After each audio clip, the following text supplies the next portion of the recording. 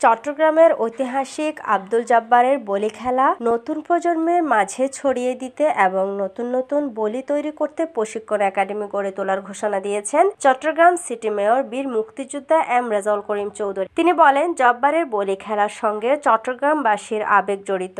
এই বলি খেলা সারা বিশ্বে ছড়িয়ে দিতে তিনি সকল মিডিয়া কর্মীদের প্রতি আহ্বান জানান। শুক্রবার সন্ধ্যায় লালদীঘি সিটি কর্পোরেশন মিলনায়তনে আব্দুল জাব্বার স্মৃতি কুস্তি প্রতিযোগিতা ও বৈশাখী মেলা ট্রফি এবং জার্সি উন্মোচন ও সংবাদ সম্মেলনে প্রধান অতিথির বক্তৃতায় চট্টগ্রাম সিটি মেয়র এইসব কথা বলেন। আয়োজন কমিটির সভাপতি কাউন্সিলর জওহরলাল হাজারীর সভাপতিত্বে ট্রফি উন্মোচন অনুষ্ঠানে আরো বক্তৃতা করেন এবারের বলি খেলার পৃষ্ঠপোষক NHT হোল্ডিং ব্যবস্থাপনা পরিচালক সৈয়দ মোহাম্মদ তানসির, কমিটির সহসভাপতি চৌধুরী ফরিদ সহ অন্যান্যরা। আগামী 25 এপ্রিল 12 বৈশাখ জব্বারের বলি খেলার 115তম আসর অনুষ্ঠিত হবে।